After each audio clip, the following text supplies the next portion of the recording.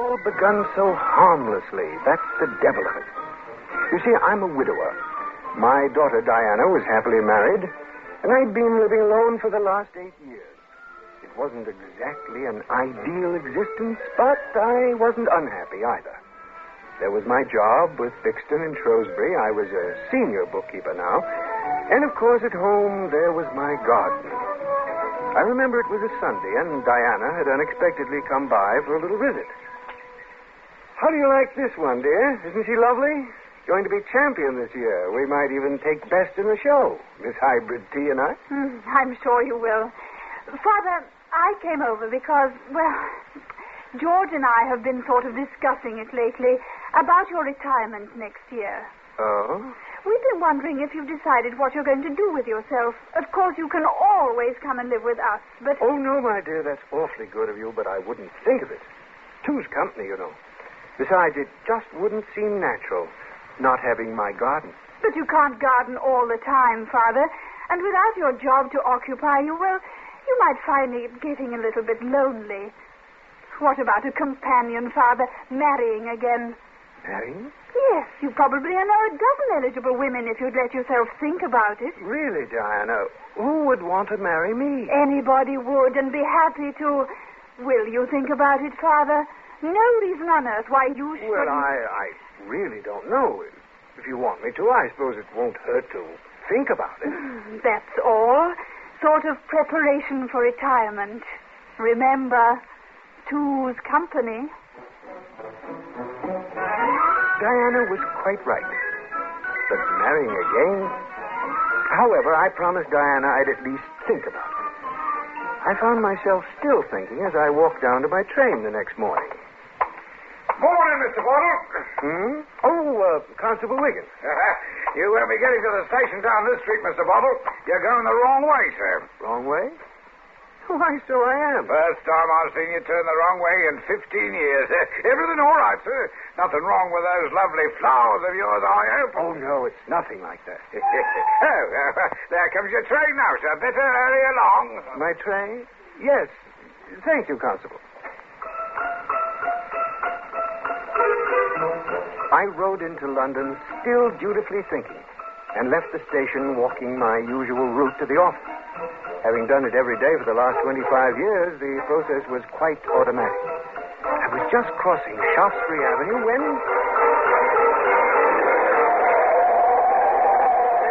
Look out! Oh, are you all right? I think so. Let me help you out. There we are. You sure you're all right? Yes. Thank you very much. I'm most terribly grateful, Miss... Mrs. Magwitch. Ethel Magwitch. Mrs. Magwitch, I rather think you saved my life. Now, you sure you're all right? We shouldn't try our wings too soon. Shock, you know. Well, my office is just around the corner, you see. Bixton and Shrewsbury. Bixton and Shrewsbury. Why, of course, I should have guessed you'd be with a fine old firm like that. You're so distinguished looking, you must be the office manager. No, nothing like that. I'm merely a senior bookkeeper. Senior bookkeeper? Oh, I just knew it was something important. Your wife must be awfully proud. Well, no. Well, that is, I'm a widower. Now, isn't that a coincidence, and myself a widow? Sort of fateful, like you might say. Yes. Well, thank you again. If you'll excuse me... You know you haven't told me your name. It's Bottle. Eldon Bottle. Eldon. Oh, such a nice name, and so refined. If there's ever anything I can do for you, Mrs. Magwitch... Oh, why, that's perfectly sweet, Eldon. Why don't we just have lunch together? Lunch? Well, really, Mrs. I Magwitch... know the nicest little place. It's such a cozy little place. Now, you run along to work, Eldon. I'll be waiting outside Sixton and Shrewsbury at noon.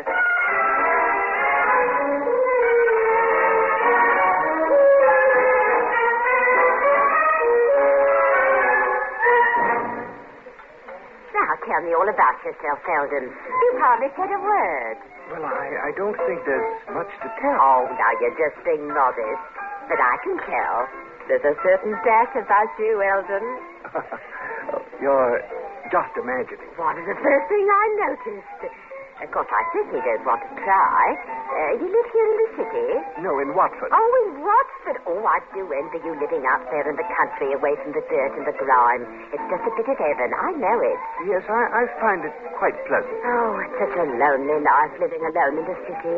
You've no idea, Eldon. Ever since Mr. Mackwich passed on, it's been lonely, lonely, lonely. In fact, I wouldn't tell this to just anyone, but there's been times when I thought I'd do away with myself. Oh, I'm dreadfully sorry, Mrs. Magwitch. Yes, but I've hung on. Something inside kept saying, hang on, Ethel Magwitch. You're going to meet someone with a certain dash one day. Someone who needs you, and you'll both be happy forever after. Eldon, do you believe in fate? Fate? There are forces in this world, Eldon. We're all little threads being woven into the mystic tapestry of life. Don't you see? Fate knotted us together, dear Eldon, with mystic hands. We couldn't escape now if we wanted.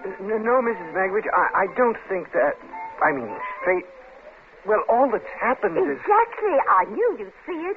Oh, Eldon, I can't tell you how happy I am. Please, Mrs. Magwitch, Eldon, look at the time. Oh, it's just flown. Back to work now, dear.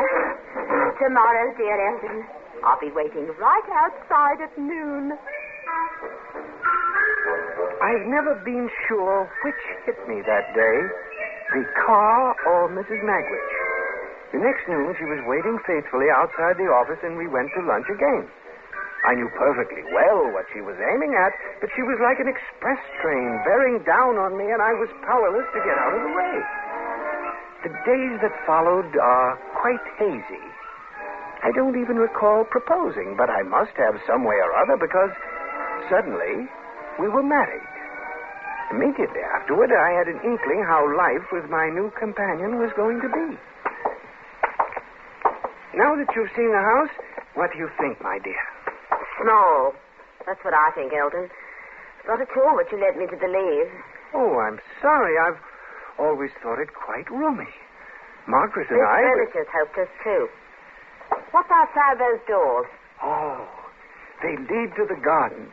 Come along, I'll show you. I was saving the best for last. There you are, my dear. Oh, Eldon. Yes, I thought you'd be surprised. There's something about flowers. My happiest hours have been in this garden. Biggest waste of property I ever saw. A waste of time and property, that's what it is. Mucking about in the dirt for a lot of colored weeds. You don't like flowers? Not at all? You might as well know it now, Eldon. There are going to be some changes around here. I have some plans. Plans? We're not going to argue about it. We'll discuss it at the proper time. Now, go in and wash your hands. It's lunchtime. Marriage, that is, a successful marriage, is based on compromise. So I let Ethel have her chromium furniture. It was hideous. It was only the beginning, though. Our first 6 months were a whirlwind of changes. My clothes, musical taste, everything. The only link left to my former home life was the garden. I retreated there whenever I could. Then, one evening, I came home to another surprise. Oh, Charlie. No, you don't mean it. Now, this is really funny. Ethel? Oh, so you're home. Well, just look who's here, Eldon. Charlie. So this is Eldon, eh? Hello, Dad. Dad? You mean this is your son? Well, of course he's my son. What's the matter with you? I told you about Charlie. Don't you remember? I'm sorry, my dear, but I'm afraid I don't. Eldon, I distinctly told you about Charlie. You tried to embarrass me. Now, calm yourself, Mum. It's nothing to get in a row about. I'm here. That's all that matters to Dad. Isn't it, Dad? Well, yes, of course. Of course.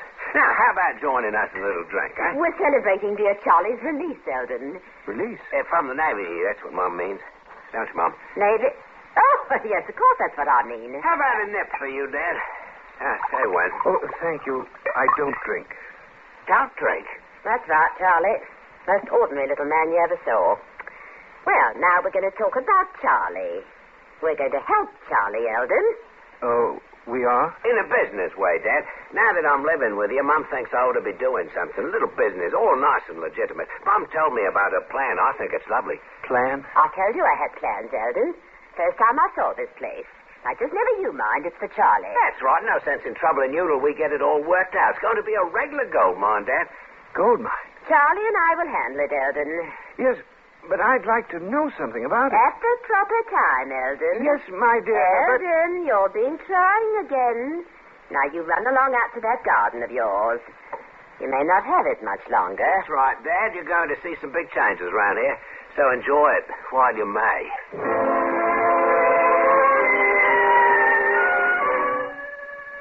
Now, I was a firm believer in compromise. But it was dawning on me I was doing more than my share. I resolved that whatever their cryptic plan, it was not going to include my garden. Since they refused to discuss it in my presence, I was forced to discover it in my own way. The opportunity came one evening a few days later as I was spraying my roses for insects. I loathed them, destructive little beasts. From the corner of my eye, I could see Ethel and her son by an open window in deep conversation. I moved toward the window carefully. No, Mum, I don't think it'll be best that way. The bar should be over there against that wall. I'm afraid that wall's a bit small for the bar, Charlie. Well, we don't need a big one, Mum, with all the tables and chairs we're planning on. Well, don't forget now, we're extending this room out over the garden. No sense in cramping ourselves. You're right, Mum. But any way you look at it, we're going to have the sweetest little tavern this side of Buckingham Palace. Couldn't have picked a nicer bit of property. You know your mother, Charlie, always married with an art of business. But when do we inform the little gardener? You know, he might throw a bit of a fuss. Him? Oh, all right, him around the little finger.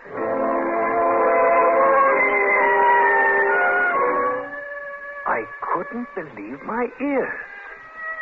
There were only 2 words to describe my reaction. Something snapped. This monstrous express train of a woman that had crashed into my life was now aimed at my garden.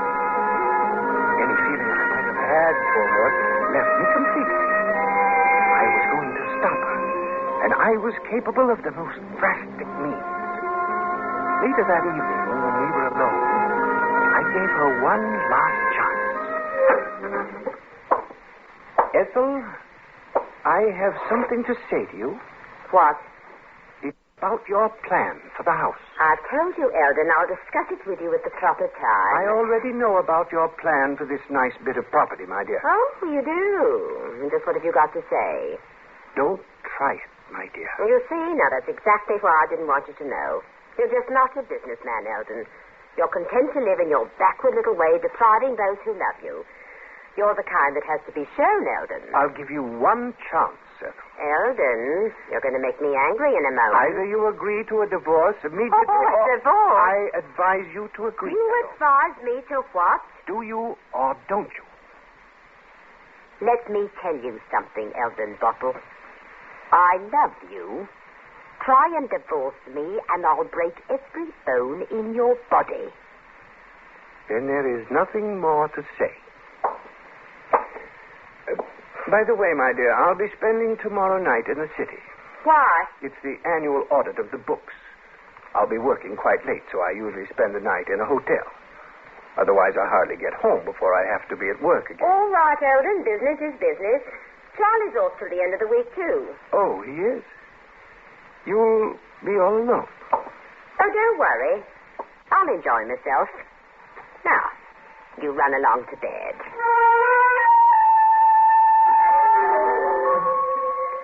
As I left the room, I turned to look at her, seeing her for exactly what she was. A monstrous female beetle perched on a chromium chair. It was only a matter of extermination. I awoke the next morning calm and resolute. I left the house carrying my small bag of overnight things. Lying on top was my pair of sharp-pointed garden shears. It was poetic in a way, but also just the sort of handy weapon an unknown housebreaker might grab up and use. As I neared the station, I made casually sure that Constable Wiggins noticed me. Morning, Mr. Bottle. Good morning, Constable. Lovely morning. Looks like you're going to spend a night out, Mr. Bottle. Oh, you mean my bag? Yes, it's my annual audit, you know. The one night I spend in London. Oh, don't tell me it's that time again already. The time certainly flies. Yes, doesn't it? Well, have a good night, sir. Thank you, Constable. I shall. The rest of my plan was simplicity itself. Proceeding to the office in my usual manner, I would immerse myself in the annual audit. At dinner time, I would check into a hotel, then return to the office and work until 9 p.m. Returning to the hotel, I would slip out the service entrance and go directly to the station. The train to Watford ran all night. With reasonable luck, I would be back in the hotel by 12. As I planned, I arrived in Watford at 10:05. There was a moon, but I cautiously kept to the side streets and made my way unseen. It was all working perfectly. I slipped into the garden and crept up to the garden door.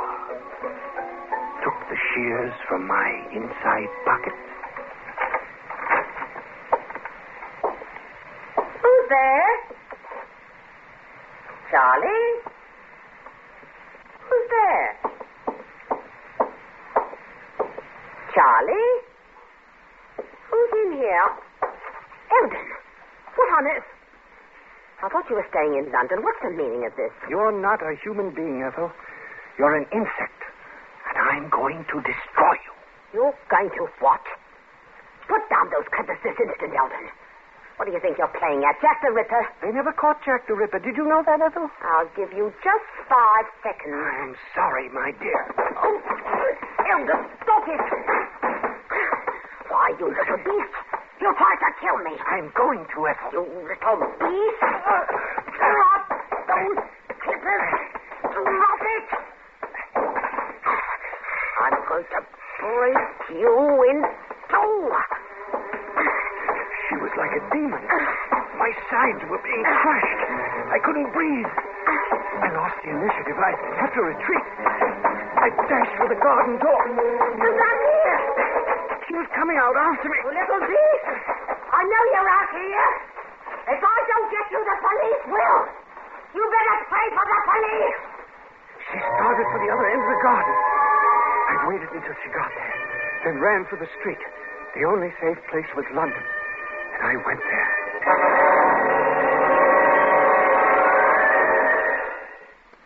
It was hardly a surprise when I arrived at work the next morning and saw the police outside the building. It was useless to run, but I preferred giving myself up to Constable Wiggins. I went to a phone and called him. Oh, yes, Mr. Bottle, where are you? I've asked the London police to pick you up. I've just seen them outside the office. It won't be necessary. I'm returning to Watford on the next train. Don't worry. I'll come right to the station.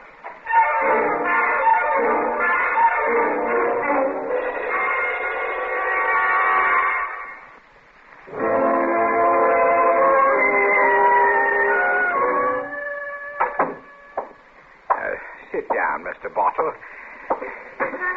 This pains me, sir, knowing you as long as I have.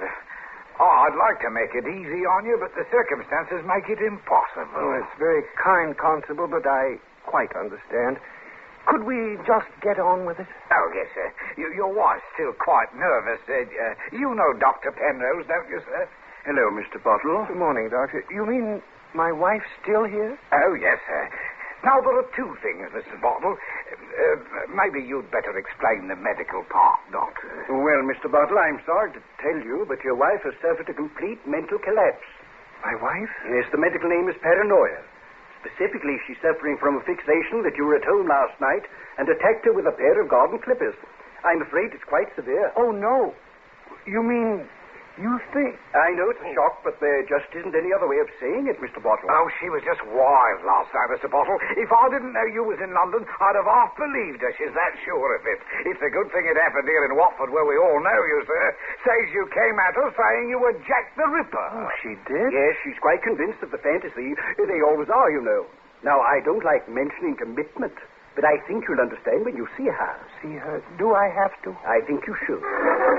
This way, Mr. Bottle. We've had to keep her under restraint in one of the cells. So you finally caught him, the little beast. You're going to get 50 years for this, Eldon, and my solicitor will sue this police department. Well, open it, let me go. What are you waiting for? My dear, I'm so sorry. It just breaks my heart. Why, you nasty little muckworm. He came at me. Kill him, Eldon. Kill him. I think you'd better leave her now, Mr. Bottle. He came at me. He said he was Jack the Ripper. Let me out of here. I'll make him get there. I'll make him do. He's Jack the Ripper.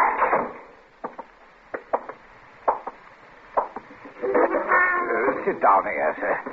The wisest thing now would be commitment, Mr. Bottle. It would be dangerous if she won't. Yes, Doctor, I'm afraid you're right. And if you just saw newspapers, sir, I'll call the sanitarium. It's fine. How long will it be before she's released? I don't think I can predict until another examination. Now, there is a second problem, Mr. Bottle, but I don't have to tell you now. Quite all right. Please do. Wait, I've found a circular from the Liverpool police. It seems they want a certain Ethel Magwitch for bigamy. Bigamy? Oh, it seems she married two other chaps and did them out of their property. That's what the circular says, sir. I'm very sorry. I know it's an added shock to you, but... oh, Mr. Bottle, maybe you better go home, sir. Yes, I think I will. My flowers need watering.